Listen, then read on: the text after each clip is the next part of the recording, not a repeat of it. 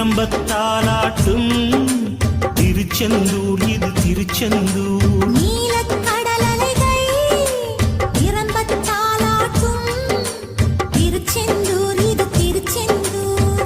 ஆழிப்பேரலை அடங்கி நடந்தது அது எந்தூர் இந்த திருச்செந்தூர். ஆழிப்பேரலை அடங்கி நடந்தது அது எந்தூர் இந்த திருச்செந்தூர். திருச்செந்தூர் இது திருச்செந்தூர்.